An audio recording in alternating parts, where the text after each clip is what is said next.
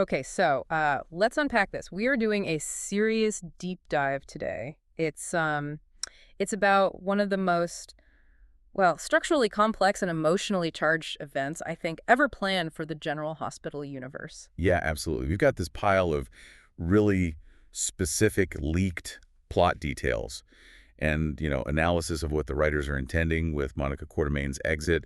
It all follows, sadly, from the real-life passing of Leslie Charleson. Exactly. And what we're looking at here, it's like textbook narrative engineering, isn't it? How you take a necessary, really sad exit and you have to transform it into, well, maximum fictional conflict. That's the job, right? Yeah. So our mission here for you listening is to kind of synthesize the circumstances, the off-screen passing, Yeah. analyze the profound emotional impact they're aiming for in Port Charles. And crucially, dissect these major, highly dramatic twists the GH writers are like manufacturing, because they want this death to be a Wow. catalyst, right? For months, maybe even years of future story. Yeah, and when you look at the directives, the stuff coming from the sources, the writers are being really clear. They are not aiming for, quiet reflection. Not at all. They explicitly said this goes way beyond just throwing a funeral or, relying on a few simple flashbacks. It's much bigger. Well, what's fascinating, I think, is the sheer calculation involved. This death is meant to be a narrative propellant, like a rocket launcher for plot. Mm-hmm. The sources confirm it. Monica's passing is engineered specifically to spark a new story, create new connections, and, this is key, test the people that she loves and grow the relationships. So they're using this huge loss to basically force character evolution, a force conflict, maybe force some reconciliation too. Exactly. It's a really high-stakes mandate, and it's rooted entirely in that Quartermain legacy. It has to be big. And the drama, well, it's front-loaded. It starts immediately.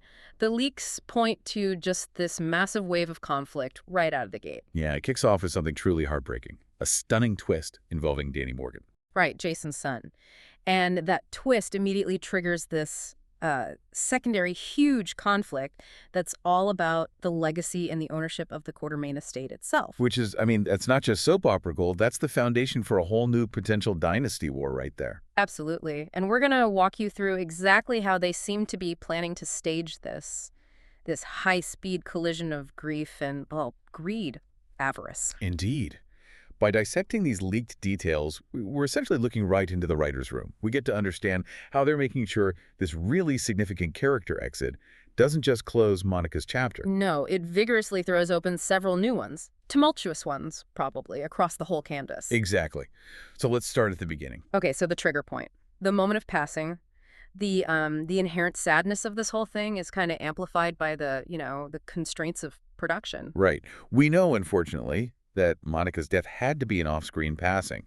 It was just necessitated by the reality of Leslie Charleson passing away earlier this year, back in January. Such a loss. A huge loss. And given Monica's status, this beloved matriarch, the way they're speculating she dies according to the leak, it actually provides a quiet dignity. It kind of contrasts with the drama she lived through, doesn't it? How so? What are they suggesting? Well, it's presented as peaceful, that she dies in her sleep, maybe cardiac arrest or her heart just stopping. A quiet end for what was often a very loud, very dramatic life. Okay, that makes sense. But that serenity ends pretty quickly, right? The moment the discovery is made. Oh, absolutely, because the sources confirm the entire cascading narrative hinges on who finds her, and that's Danny Morgan. Jason Morgan's young son, played by Asher Jared Antonison. So Danny is positioned as the one who makes this heartbreaking, silent discovery. Wow. Yeah, and placing Danny in that role, that's the crucial starting point for this whole new narrative chain they're building. The leak specifically says Danny finds Monica in her bed, already gone. Is that right? That's the specific wording. In her bed, already gone. Yeah. And think about that. That's a profoundly heavy burden to place on, the youngest generation of the core Quartermain family. It really is. And it sets up this immediate chain of reaction that seems, well, highly dictated by the family hierarchy. Completely. According to the specific details in the leak, Danny, who's obviously stunned, heartbroken, he immediately alerts the most powerful family member nearby. Which would be Tracy. Tracy Quartermain, yeah. Yeah. Played by the indomitable Jane Elliott. Of course. And that's a strategic move in itself. Tracy, the other matriarch, the family's resident pragmatist, she's then given the responsibility of delivering the news to the person who arguably needs to hear it the most. Jason Morgan. Steve Burton's character. So this structure, it dictates the initial emotional fallout. It places the weight squarely on the shoulders of the three people who are about to drive this whole plot forward. Danny, Tracy, Jason. Okay, if we look at the narrative engineering here, using Danny for the discovery, it's kind of genius, isn't it? It really is. It maximizes the emotional impact because you're forcing a child to be the first witness to this profound loss. And the writers, they achieve multiple things at once with that. The shock he experiences, it immediately kicks off the dramatic chain of events, just like the leak says. Right. And it uses a younger character's perspective, which fulfills that writer's goal of creating new connections and stories. It establishes this generational link to the tragedy right from the start. Absolutely. It ensures that the emotional shockwave starts right there in the heart of the Quartermain household, and it immediately pulls Jason, who, remember, has only just returned to that household.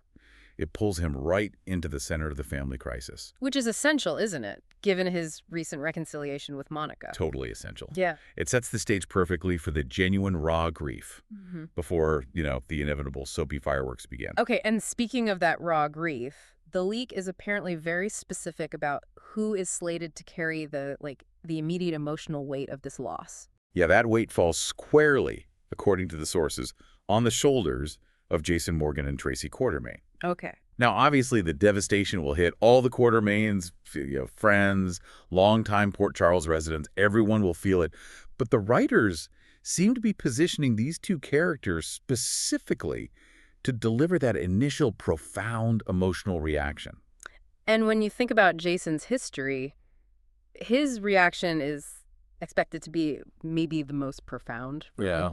Which probably explains why the leak suggests he's the one giving the eulogy. It makes perfect sense. You really have to remember the deep, decade-long trauma Jason experienced with his family. Yeah, we should probably contextualize that for anyone listening who might not know the full history. Jason's estrangement, it was one of the central pillars of General Hospital for, 20 years? At least. Following that traumatic brain injury, the one caused by AJ driving drunk, Jason rejected his entire privileged life. He rejected the Quartermain name. He became the emotionless enforcer everyone knew as Stone Cold. And he was often bitterly estranged from his adoptive mother, Monica, during that time. Absolutely. That period defined his character for so long. Yeah. And this is the key detail the writers are banking on now. Yeah. It's the recent critical year and a half since he returned. Right. Jason came back from the not-so-dead, as the source puts it. And since his return, the confirmation is he has been very close to Monica. Very close, even moving back into the family home, the mansion. Which makes this loss just exponentially more tragic for him, doesn't it? Right. And more potent, narratively speaking. Exactly. The writers made a calculated choice here. They didn't kill Monica while Jason was still the distant non-Quartermain outsider. They waited. They killed her after he had finally returned to that core family unit, after he had healed that specific rift. So his grief is layered now. Deeply layered. Yeah. It's the loss of his mother. Right at the moment he finally seemed to regain a stable, close relationship with her. It gives his character this narrative depth that, a simple morning plot could never achieve. Yeah, that's really powerful. And we can't really discuss this without just acknowledging Monica's importance as a pillar of the show itself. Oh, absolutely not. She has been an important part of the character canvas just for literally decades. That's not an exaggeration. She wasn't just, a soap matriarch. She was a brilliant physician. Often controversial, sure, but chief of staff at General Hospital through decades of crises. She was the constant, wasn't she? She anchored that chaotic family through countless health scares, betrayals, attempted takeovers by, Ned or AJ or whoever else. Monica was always there, enduring decades of marriage and tragedy alongside Alan. Her legacy. It's the anchor that holds that Quartermain family structure together. Which is exactly why her death has to be so profoundly disruptive from a writing perspective. Precisely. The only way to launch these huge new plots, these new conflicts, is to remove that anchor. Okay, just a quick, crucial reminder here for everyone listening. All of this information, everything we're discussing, it's labeled by the sources as a leak, not a confirmed spoiler. That's a really important distinction. We are analyzing what appear to be the highly detailed intentions of the GH writing team. But, the final on-screen product might have slight variations here and there. Right. But the foundational strategies for the drama, the core conflicts, they seem absolutely solid based on this leak. Okay, so we've established the emotional trigger with Danny's discovery. But Let's be real. A GH funeral is never just about grief, is it? Haha, no, never. It's always a convergence point for future conflict. Always. So let's move now to the funeral itself, because this is where the character dynamics, both the ones you'd expect and some highly unusual ones, really come into play. The service acts like this necessary magnet, pulling everyone in Port Charles into one place. And the sources, they provide some fascinating specific details about who's going to be representing General Hospital itself. It emphasizes Monica's professional importance, her life as a doctor. Yes, the leak actually details that Dr. Britt Westbourne, Dr. Portia Robinson, and Dr. Terry Randolph are all slated to represent GH at the service. Okay, that's a strong group. It's a strategically strong group, yeah. You've got Portia as the current Houston staff. You've got Terry representing Monica's sort of administrative era.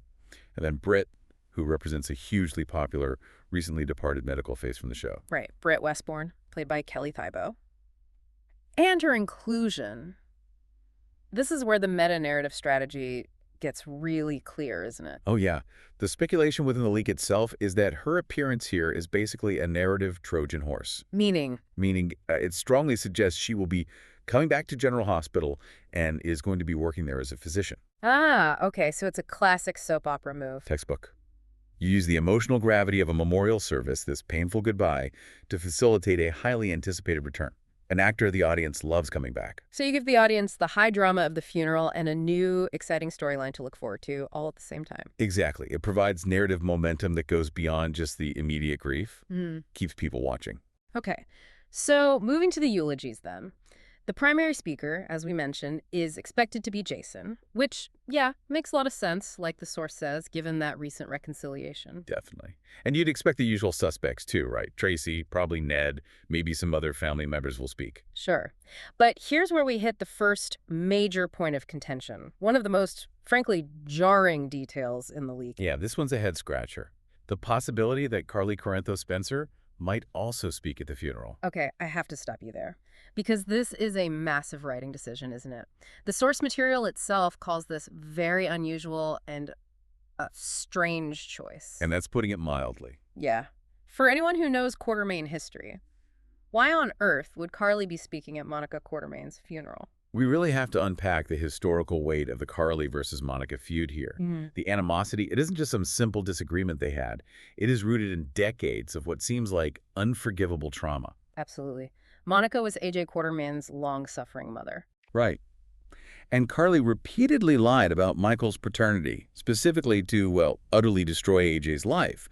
And then, let's not forget, Carly's on-again, off-again husband, Sonny Corinthos, murdered A.J. The history there, the animosity between Carly and the Quartermaines over A.J.'s life and death, it's legendary GH stuff. It's foundational. It really is. So for Carly to step up and deliver a eulogy for the mother of the man she helped destroy and whose killer she protected for years, it just feels like an immense, almost implausible narrative jump. So what's the thinking? Why would the writers do that? Well, it creates instant friction, doesn't it? This would either require some incredible, maybe unbelievable act of off-screen forgiveness from Monica right before she died. Yeah. Which really goes against decades of animosity. Seems unlikely. Very. Or it's a deliberate choice by the writers to maximize the awkward, tense conflict right there at the very heart of the mourning process. So it smells less like peace and more like a provocation. That's how it feels reading the leak, yeah. More like a provocation to create drama at the service itself. Okay. And speaking of friction, the next major source of tension mentioned is Drew Kane Quartermaine, the estranged twin. Is he going to crash this thing? It seems highly probable based on the leaks. We should probably clarify the complex adoptive relationship here for everyone. Good idea. Monica adopted and raised Jason from when he was very young. That created that profound, even if it was often complicated, maternal bond. Right. Drew, however, he is Alan Quartermaine's biological child, but by another woman. He's Jason's identical twin, but technically, as the source puts it, he's not Monica's son. He was secretly adopted out to a whole other family and only revealed as an adult. So he's basically a retcon invention, right? A character created much later, retroactively, mainly to complicate Jason's life and story. Pretty much. And the emotional bond Monica had with Jason, the son she actually raised, it just doesn't exist in the same way with Drew. There's no shared history there. And unlike Jason, Drew is currently viewed with, well, deep suspicion, outright disdain, maybe, by most of the core Quartermaine family. Yeah, definitely by Tracy, Jason, Michael, and others.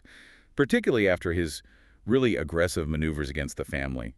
Most notably that stunt where he tried to bulldoze the family crypt. Oh, right, the crypt incident. Attacking the family's eternal resting place. I mean, you can argue that's the ultimate Quartermain insult, isn't it?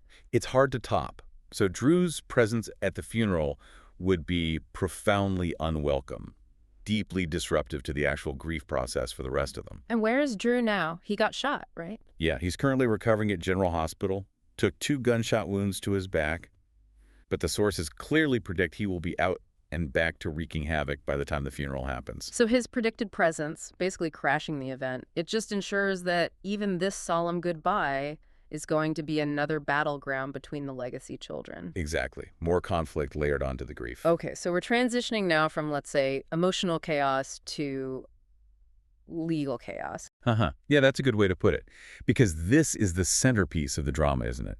This is the primary plot engine that Monica's death is clearly intended to ignite. The all-out war for the Quartermain estate, the soap opera machinery is shifting into maximum overdrive here. Absolutely. And this specific conflict, it begins with that prior leak we heard about, confirming that soap legend Erica Slezak, Yeah. Vicky Lord from One Life to Live, is joining the cast. Huge casting news. Huge. And she will play Monica's previously unknown sister.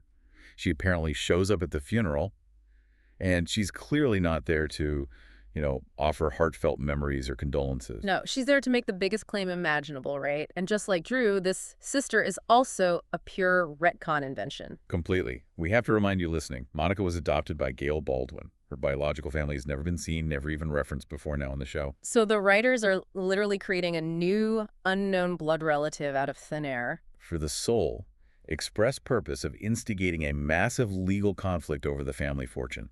That seems to be the driver. Okay, the narrative calculation there is pretty evident. They need high stakes, they need legal conflict, and they need it fast. Exactly. Creating an instant blood relative is the quickest, cleanest path to justify a claim against the estate, which, by the way, conveniently fits with Erica Slezak's rumored short arc on the show. She's not sticking around long-term, apparently. Ah, interesting. Now, what's fascinating is how this seems to tie back to that ongoing mystery, the mysterious letter. Right, the letter involving Martin Gray. He found it at Drew's house, read it, was apparently shocked by the contents. And then Martin went running over to the Quartermains to see Monica, but tragically, he didn't manage to actually see her or talk to her before she died. So this letter serves as the classic MacGuffin, doesn't it? The plot device. The source speculates that this document, whatever it is, will directly relate back to the sister's shocking claim at the funeral. So it presumably contains, what, like a secret codicil to Monica's will? Or some kind of secret agreement? Or maybe proof regarding ownership or the original intention of whoever founded the estate? Something like that. Something that gives the sister leverage. And the claim itself, it's described as maximalist, aggressive. Erica Slezak's character is going to claim that the entire Quartermain estate belongs to her. The mansion, the property, everything. That's the leak. Everything. Which is designed, obviously, to send shockwaves through the entire Quartermain family. And we have to emphasize for you, the mansion isn't just, real estate on this show. It is the physical symbol of the Quartermain identity, their wealth, their ego. It's the heart of their world. Absolutely. To lose the mansion is, in a way, to lose their very identity in Port Charles. So this claim, it's the ultimate affront to the legacy that Monica spent her entire life protecting. And naturally, Tracy Quartermain has the perfect, specific, perfectly over-the-top reaction you'd expect. Oh, the leaker says Tracy flips out, completely loses it, and delivers the quintessential Tracy line, basically stating the sister can have the family mansion over her dead body. That reaction is... Yeah, it's pure confirmation that the writers know their audience and they definitely know their character. Totally. Tracy's immediate instinct is defensive, territorial, and intensely dramatic, which perfectly sets up the inevitable, high-profile legal battle that's probably going to define the next few months of plot. But let's apply some of that critical thinking the source material itself suggests. It seems highly improbable, doesn't it? It's hard to believe that Monica would leave the Quartermain estate to a sister that nobody knew. Especially given the decades she spent fighting off others. Remember, the Cassidines trying to get it. Fighting to ensure that the estate stayed with the Quartermain descendants she raised. Like Jason, like AJ, like Ned's kids. Exactly. So the outcome speculation here is just as important as the initial conflict, maybe? I think so. Well, the drama is sky high, The sources seem to suggest that the conflict is the point, not necessarily the outcome. Meaning? Meaning, Tracy will quickly lawyer up, probably with Diane Miller. Mm-hmm. They'll fight it, and the estate will ultimately stay with the Qs. And that's strongly supported by the intel that Erica Slezak is only coming on for a short arc. She's not staying long term. Exactly. So the plot seems meticulously designed. It's incredibly dramatic, wonderfully soapy, generates huge buzz with a legend like Slezak. But it's ultimately a temporary, high-impact disruption. But one that leaves behind lasting emotional scars, no doubt. Oh, for sure. It forces the family to unite against an external threat, even while they're grieving and probably fighting amongst themselves. Okay, so we've really covered the immediate emotional chaos, the legal chaos. But remember the writer's mandate we talked about to spark new stories? Right. It's not just about the funeral week drama. No. Yeah. So let's look beyond that initial explosion and analyze the secondary ripple effects that spread out from Monica's death. How does this ensure the drama keeps going? Well, the loss of a figure like Monica, a true matriarch, it creates this massive narrative vacuum, doesn't it? And that vacuum acts like a pressure cooker. It forces estranged family members back into each other's orbits. Okay, and how does that play out specifically? It specifically impacts Brooklyn Quartermaine, BLQ, and her relationship with her own estranged mother, Lois Cerullo. Lois, played by Rena Sofer. So the leak suggests that this whole traumatic chain of events, starting with Danny's discovery, is going to force Brooklyn to actually deal with her mom. Yes, the sources confirm that Lois Cerullo is definitely going to be back for Monica's final goodbye. Okay, so Lois's return is a direct, necessary consequence of Monica's passing. It seems so.